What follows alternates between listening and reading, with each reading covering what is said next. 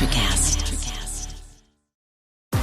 Baseball is back, and the first pitch is on Netflix. The New York Yankees, led by seven-time All-Star Aaron Judge, head to the San Francisco Bay to take on Rafael Devers' San Francisco Giants. This season kicks off with one exclusive opening night game. Watch MLB Opening Night, the New York Yankees versus the San Francisco Giants, live on Netflix. Wednesday, March 25th at 8 p.m. Eastern, 5 p.m. Pacific. This episode is brought to you by State Farm. Listening to this podcast? Smart move. Being financially savvy? Smart move. Another smart move? Having State Farm help you create a competitive price when you choose to bundle home and auto. Bundling, just another way to save with the Personal Price Plan. Like a good neighbor, State Farm is there. Prices are based on rating plans that vary by state. Coverage options are selected by the customer. Availability, amount of discounts and savings, and eligibility vary by state. Welcome to the Money Rounds. All right, with my right-hand man, Jake Hill, and I am the Money Coach. And today we have one of our guests, Alex Ferlage, who will be on with us today. And we have the myth, the man, the legend, K-Mac, better known as Kerry McCoy, two-time Olympian. What's up, Coach? Doing all right. Thanks for having me on. Oh, man, glad you're here. So we're going to start with Alex for a little bit here. So, Alex, how's the college recruiting stuff been going? I just made my decision. I announced it yesterday, and I'm going to Ohio State. It's been pretty fun. Yeah. I know it's been pretty different during the pandemic, huh? Yeah, I really only got to go on maybe one or two visits before all the isolation stuff started and all the campuses closed. But other than that, I mean, I'm still happy with my decision, even though I didn't get to visit the campus, all that stuff. So. Yeah. So we at CBC are definitely happy for you. I know it's been a long journey having to decide to leave one high school to go to another high school. And, you know, we're all just glad it worked out for you. So what's most exciting about going to the Ohio State? Well, certainly being a part of the wrestling team is going to be something special, right? And we had a wrestling team interview on one of these Zoom meetings a while ago. And we talked to somebody that went to CBC and went to Ohio State, and that was pretty cool hearing about his experience on campus. And then, like, a few people that I, like, knew of, but I didn't really talk to at CBC, like, that play football at Ohio State, just followed me on Instagram and talked to me a little bit, which was pretty fun. And I remember one day I was leaving, to go to practice my sophomore year, and Mr. Jordan, the president of our school, was talking to Cameron Brown and pulled me to the side and asked me if I was going to go to Ohio State. And at the time, I had no idea, right? I was just making conversation with Mr. Jordan, but now I'm actually going, so it's pretty cool. Yeah, well, that is pretty cool. Just let you know, Code 7, dream big. So now, since you're speaking to a fellow Big Ten wrestler with Coach Kerry McCoy, what kind of advice would you give him for the Big Ten, Coach?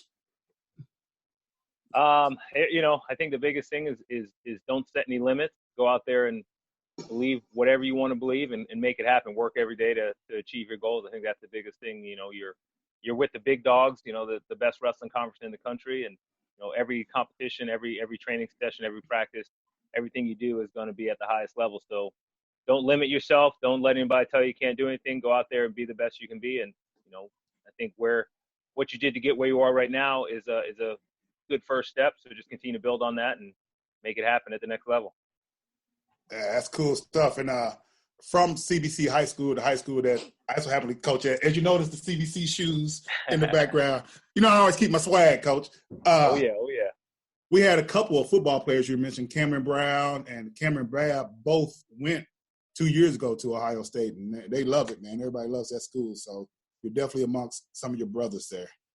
Yep. Well, now, for me as a Penn Stater, Protein is now at Starbucks, and it's never tasted so good. You can add protein cold foam to your favorite drink or try one of our new protein lattes or matcha. Try it today at Starbucks. I'm happy for you. I'm happy for your school, but I can't get all in on it because there's going to be a certain time of year where we're going to be at odds. But for now, I say congratulations, do well, but watch out for them Nittany Lions coming. Yeah. I'm I'm going to jump straight into that real quick. What do you think about if the year would have not ended in a pandemic? Do you think Penn State would have been able to pull it off? Iowa had a great team this year. They were right in position to win. I've learned never to count Penn State out. I think once you get to the national tournament, things spread out pretty good. You get a lot of different teams in there, and teams from the ACC, teams from the EIWA that come in and make a difference. So I think it would have been a great team race. I'm not having to be in a position where my opinion means a whole lot. So, I don't have to pick who would have won, but I think it would have been a good race. And I think you can't count Penn State out, but Iowa was definitely the favorite. Nice. Yeah, I was definitely looking forward to that aspect of it. So, Alex, what is one of the things that you're looking forward to about being at Ohio State? Probably just being under Coach Ryan and all that stuff. I just saw that he wrote a book. I ordered his book. Time out. So you think Coach Ryan's going to be better than being under this guy? I don't know. It's a close second. Okay. Yeah, he did wrote a book. I think it was called Chosen Suffering. So, yeah, definitely an interesting guy. I know they had this match on YouTube or somewhere the other day where he lost in the finals, where I guess he was winning by like a point or something, and like 3 or 4 seconds left. He was wrestling Pat Smith, and I think he got low single. Yeah, at the very end. It was crazy. So, well, cool deal, Alex. Well, congratulations to you and the family. I know everybody's pretty excited. Coach Hill, you had something to say to Alex on that? Hey, congratulations, man. Me being a Buckeye fan, I support that scarlet and gray pretty hard. So go out there and represent us well. Thank you. Yeah, you always get a little beef for that on the coaches chat. You definitely were. I do. I do catch a lot of heat. So, all right, Coach McCoy, so what you been doing? Want yourself doing the quarantine here? It's been a great time to reconnect with family. Doing a lot of stuff for the kids around the house, projects. My wife had a bunch of things that we wanted to get done around the house, so we're working through there.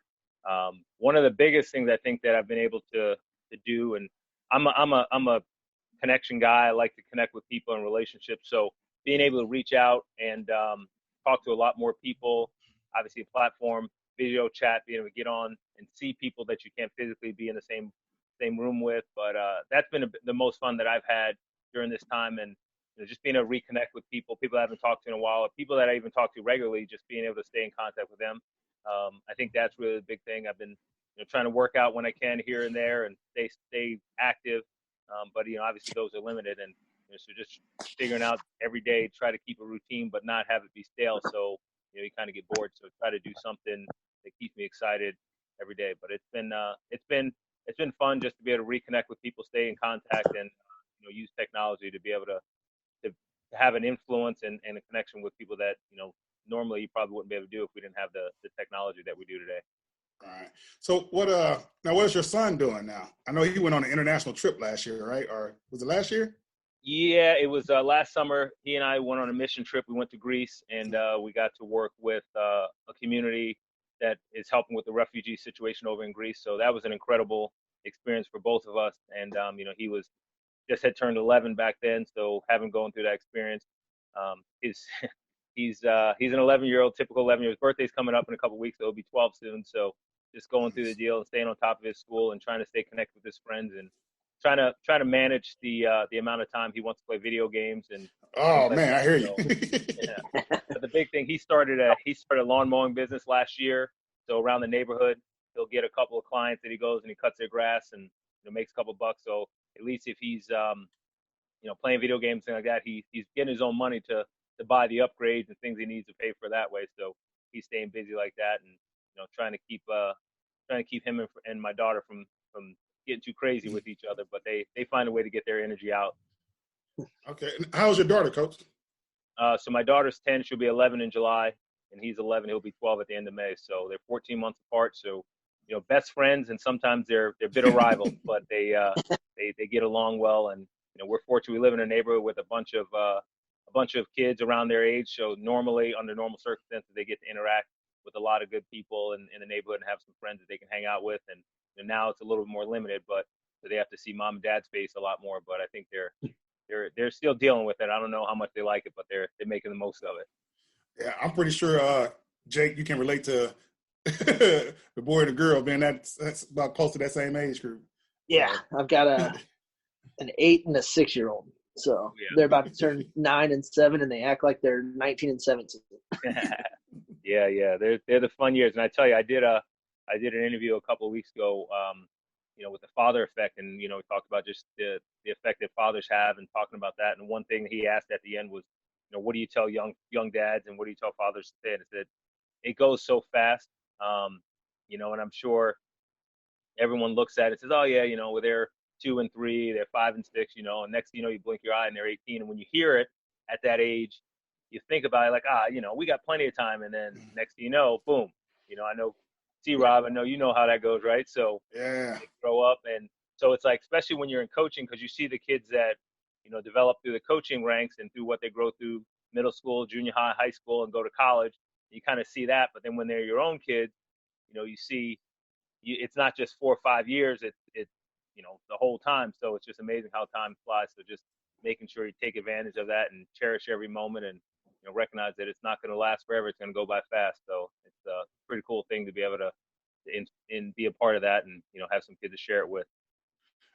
Yeah. Now, are any of your kids interested in wrestling? Or I know my son has nothing to do with sports at all. He's like video game, esports is where it's at. Right? Yeah. Well, hey, that's the next big thing.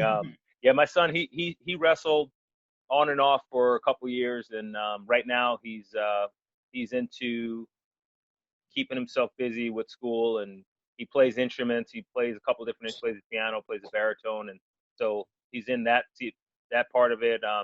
This year he joined the drama club at school, so he's looking to do that. My daughter was a gymnast for a while, and she was really active in gymnastics. She still does flips around, but she stopped being on the actual team. She does some acting and some modeling, things like that, so that would keep her busy. So they stay busy with school and connect with their friends, and extracurricular activities are non-sports related right now, but they definitely keep them busy. So, but they're still young, 10 and 11 and 12, they got plenty of time. I mean, I didn't start wrestling until I was 12, so I think my son has that in the back of his head, that he used to always bring it up to me. And when I would say, hey, we're going to wrestle, he's like, well, you didn't start till you're 12, so maybe I'll wait till I'm 12. And so, yeah, go. Well, good. So, Alex, you had a few questions for Coach?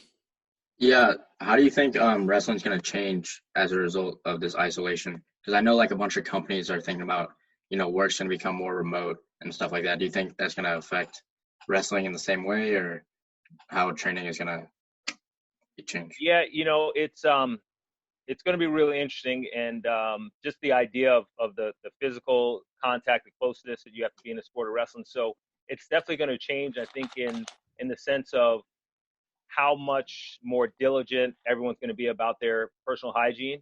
I think wrestlers, and especially in high school and in the young groups, you go to practice, you work out, you usually go home, you may not change right away, may not shower, get some stuff done. So I think that's going to be a big thing is, coming in, you're going to make sure you're taking care of your personal hygiene, going out, showering right away, washing your clothes, things like that. Just staying that way is going to be a big change. I think as far as the sport itself, there's not a whole lot of change you can do. I mean, you can't wrestle a match and stay 6 feet away from the person. So I think the actual sport itself, but the policies and procedures around how the sport is governed, I think are going to be adjusted. And, I think just it's going to be a lot on personal hygiene and cleanliness, which, we've been talking about that for a lot of years, making sure that you avoid skin diseases and make sure your mats are clean and all that stuff. So I think that's just going to be taken to another level. And, I think wrestling is definitely in a position to take advantage of the new opportunity to, kind of be the front runners and the pioneers and how to safely return to sport and make sure you're taking care of those things, because we've dealt with challenges so many times that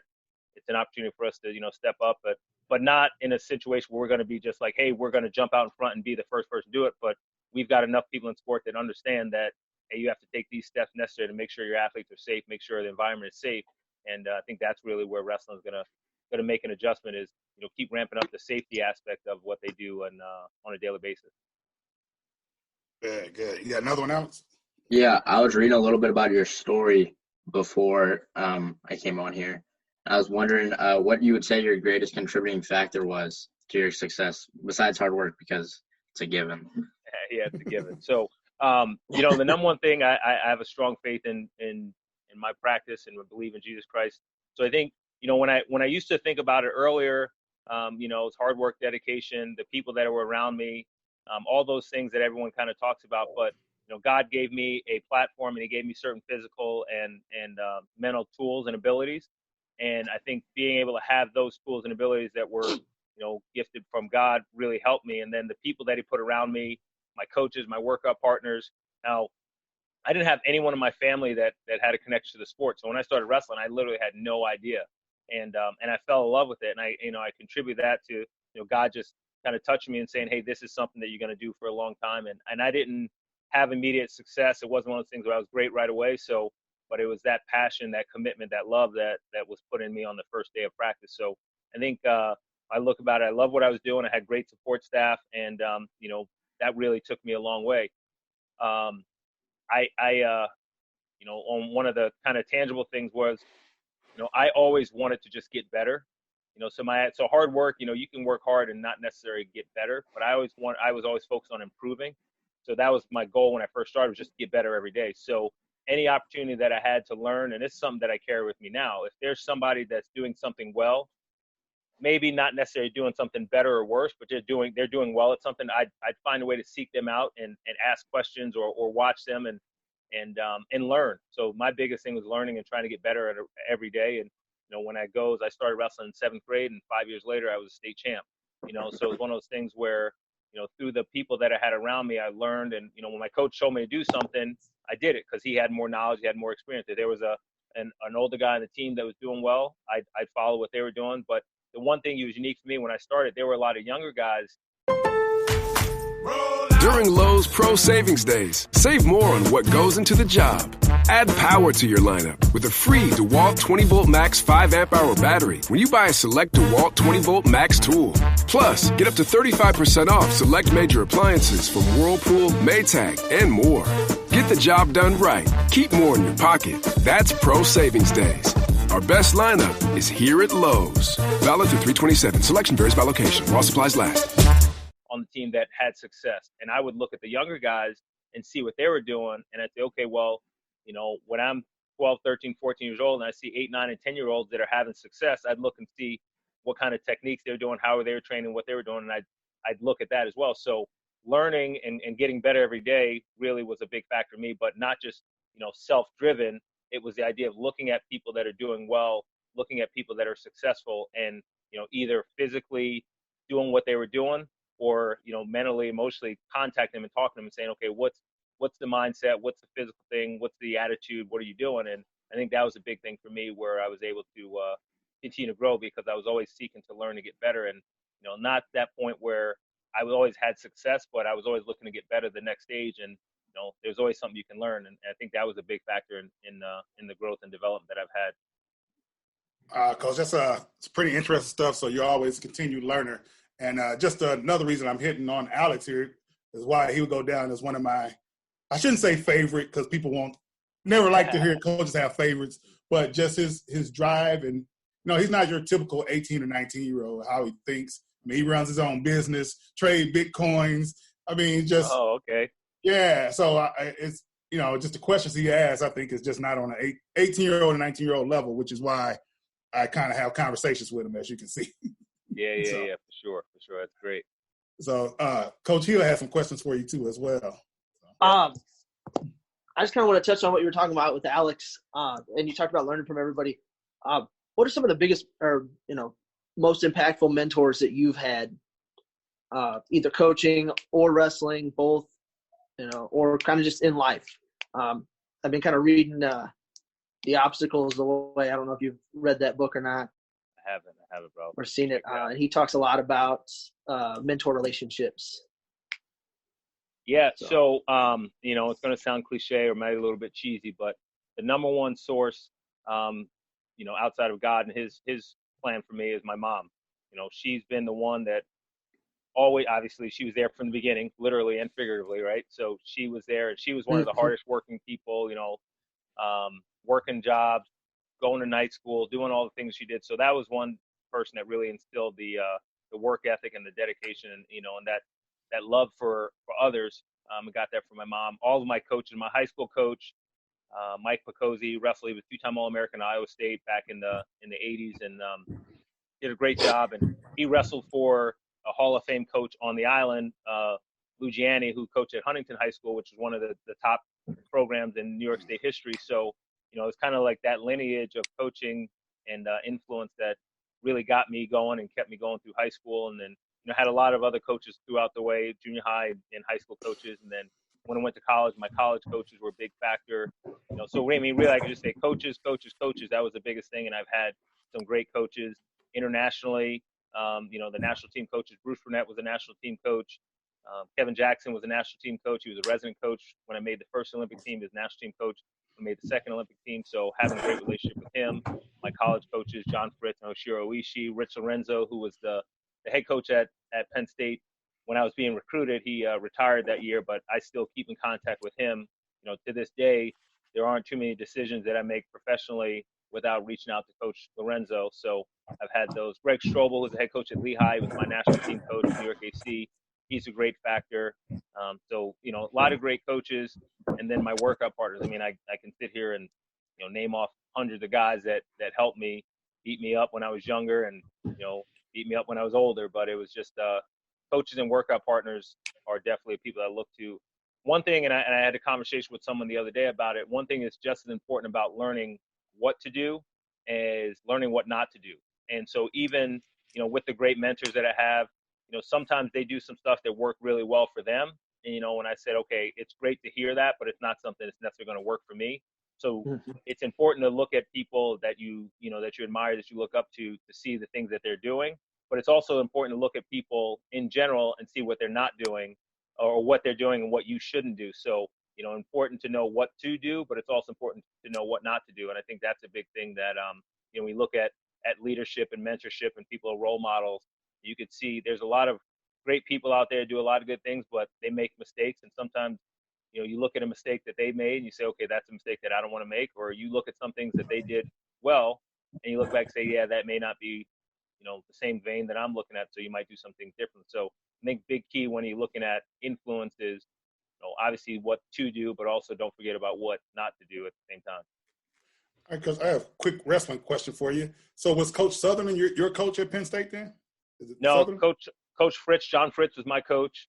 Sunderland, he was actually he was a senior when I was a freshman. Then he was an assistant coach the next 2 years, and then he had left. And then when I graduated, he came back a year after I graduated when I was coaching there, and he was a head coach he was a head coach when I was an assistant coach for 2 years at Penn State before I left. So pretty good relationship with Coach Sunderland. He was one of those guys my freshman year that used to beat me up pretty good, put it on me, and then I thought when I got a little bit bigger I'd be able to give it back, and I don't think I ever got a chance to give it back to him because he always kept smoking me. And then when I got a little bit older, he wasn't wrestling as much, so I don't think I got a chance to give it back. But he definitely was one of those guys my freshman year, sophomore year that made a big difference in me.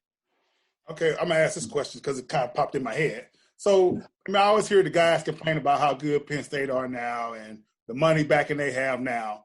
What is the difference between Penn State when you went there and it is now? Like, what made besides, I know Coach Sanderson coming and changing the culture, I guess, a little bit, but what was, you think, is it the same boosters? Is it more boosters now? Like, what is the biggest difference? Because I hear all these college coaches complaining, or at least, getting mad because they got, all these guys coming in and the RTC and everything. So, yeah.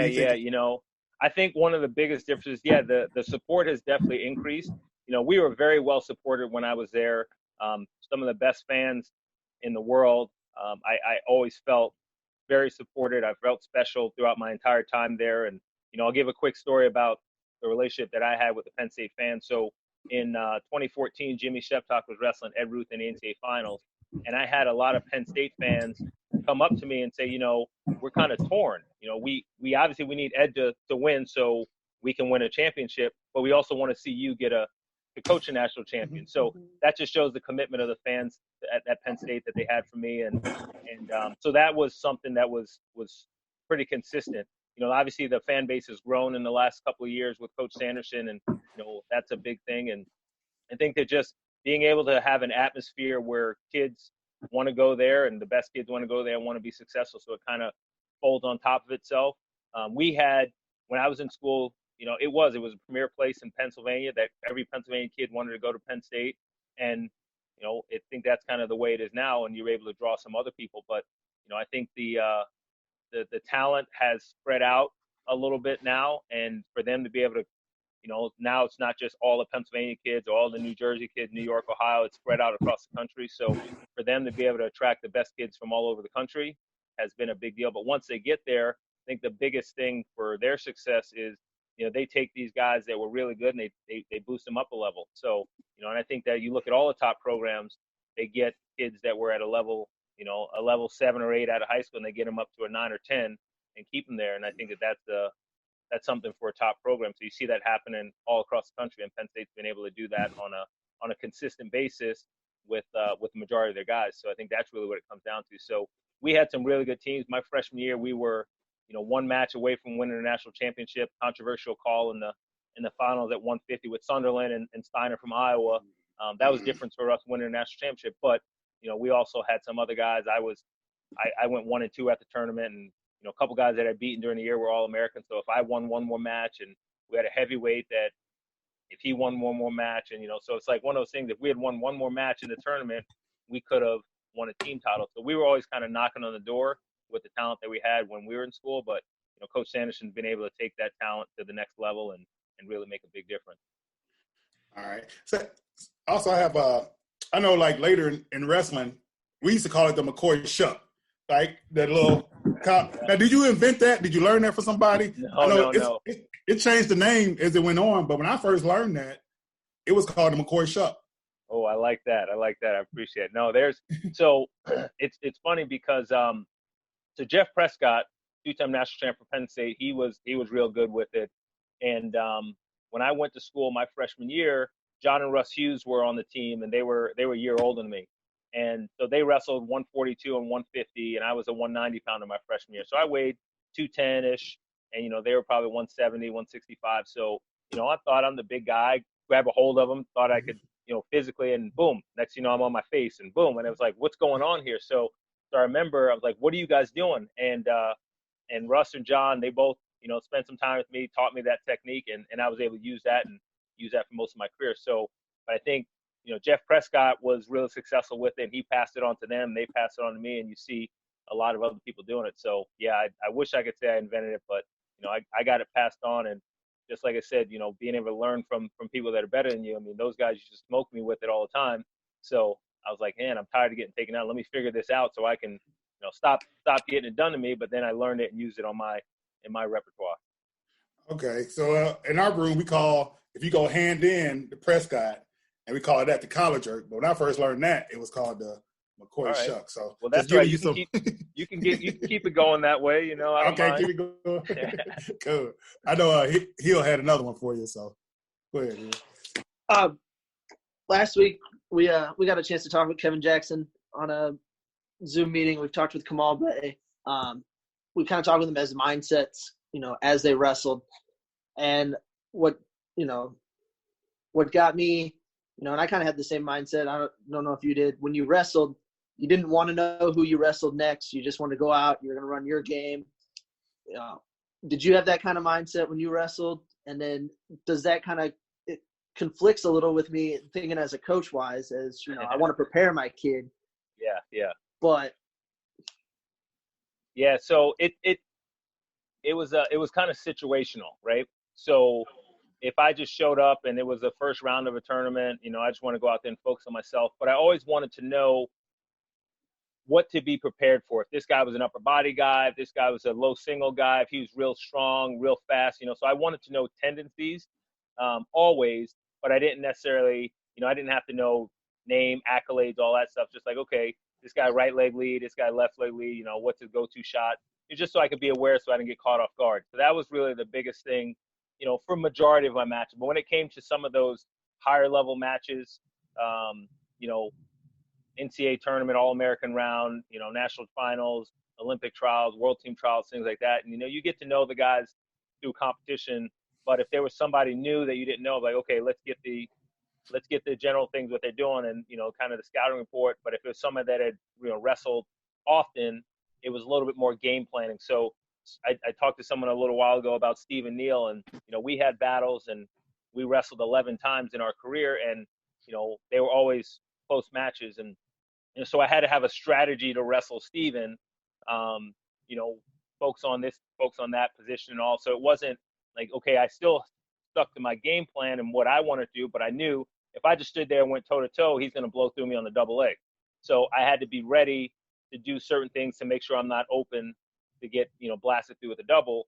And then other people, I wrestled Steve Mako, and, he's a big physical guy. So I had to make sure that I kind of controlled the tie and, kind of kept some distance and kind of pick and choose my attacks. So, so I would have strategy for, those people that, at the higher level that I'd wrestled a few times. And, sometimes you just show up at an event and you just kind of step foot on the mat but I always wanted to know tendencies. So I didn't over scout, but I didn't just go in blank either.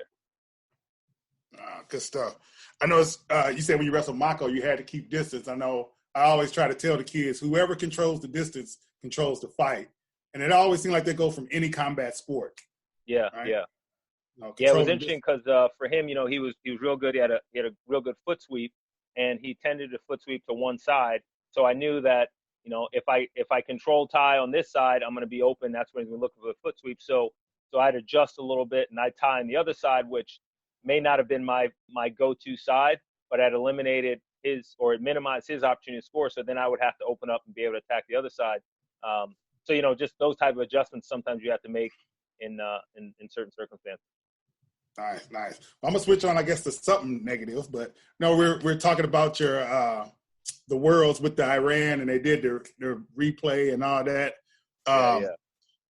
So, like, I mean, I can imagine how I feel. Like, how did all that go down again? They had to go to a whole nother room and review the match to try to make you wrestle it over? Or?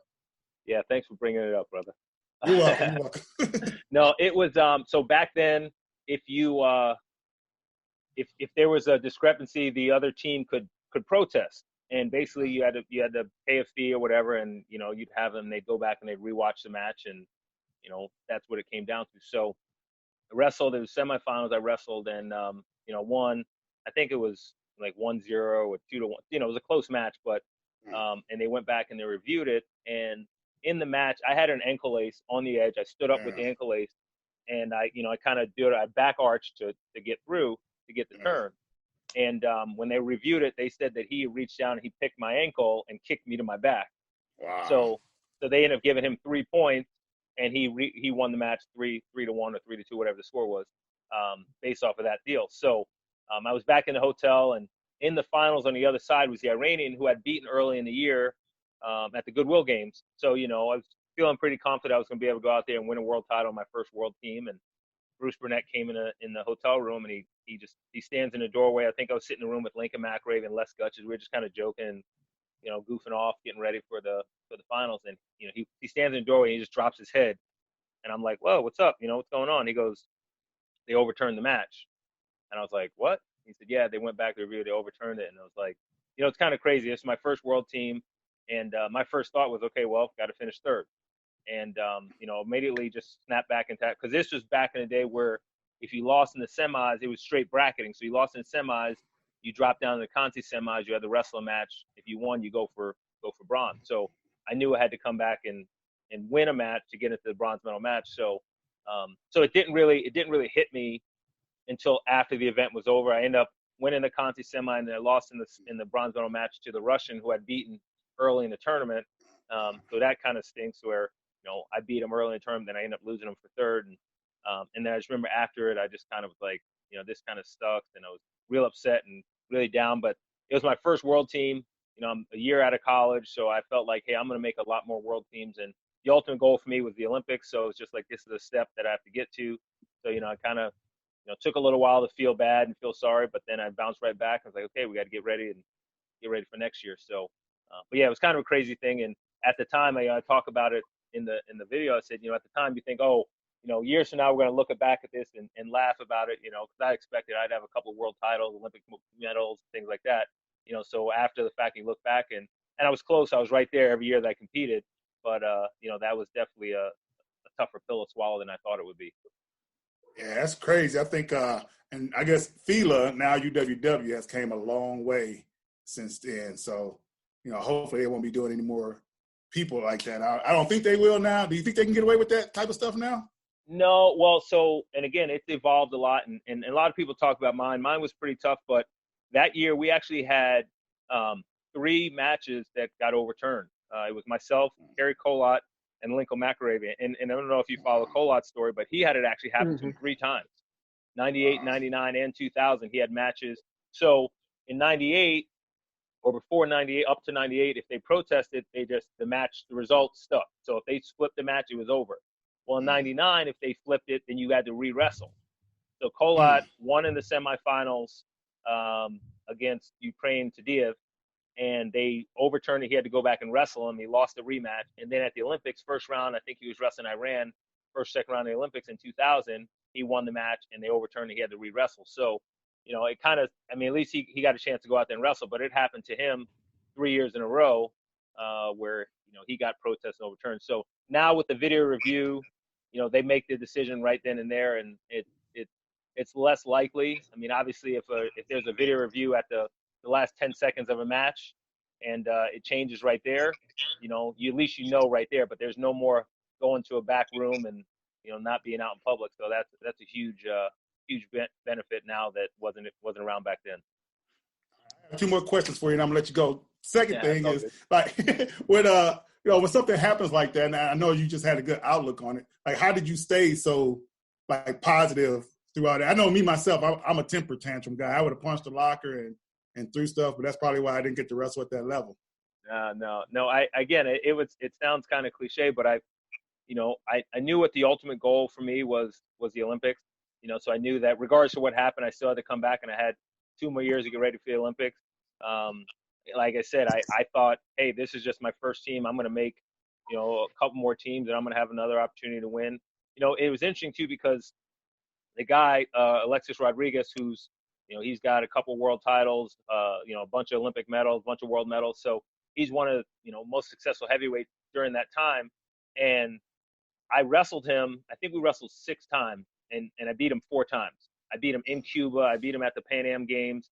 So it's like, if you look at our records, I was 4-2 against him, but he won that match at the World Championship, and then in 2001 he beat me for the bronze. So it was like I was always right there competing at the high level against those guys. So I knew that after that happened, that I was going to be back and go some more. So that was really the easiest thing for me to hang on to, was that I'm going to have another chance. And again, like I said, you think about it long term. It's like, all right, I'll get over this, kind of move forward. When you look back now afterwards, like, man, that was really important. That was really significant. But at the time, it was just one of those things. Hey, I've got to keep plugging and make the Olympic team in 2 years. I'm going to have more teams under me. This will be something that will make me stronger.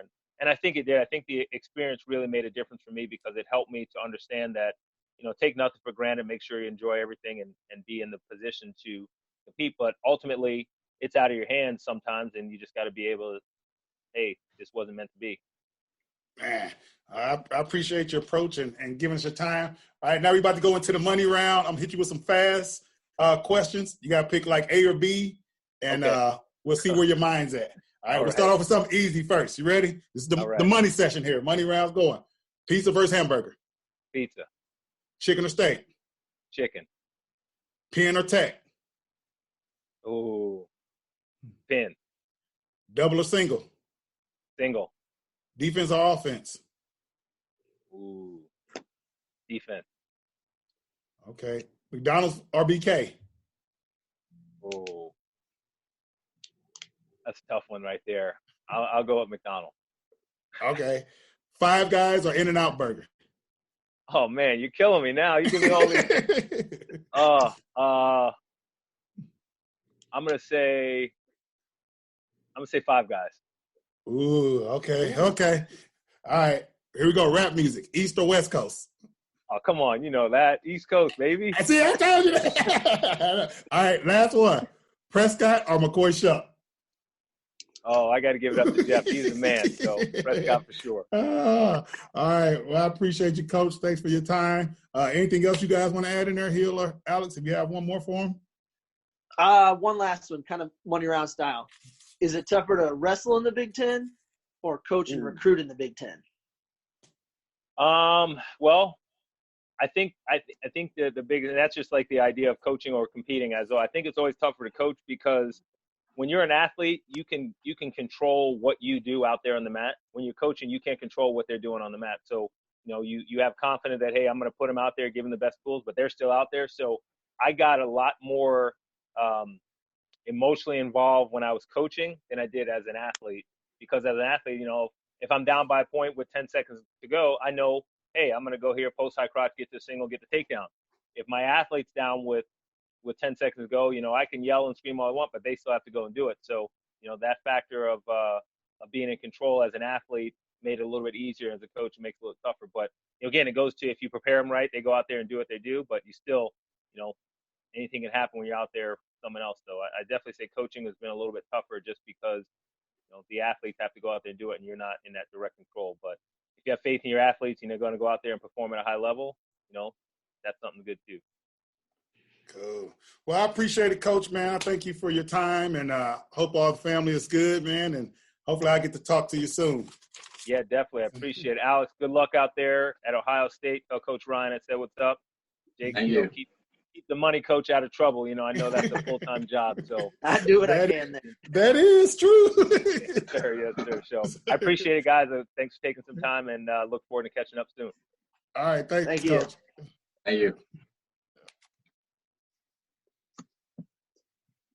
2 teams, 1 cup.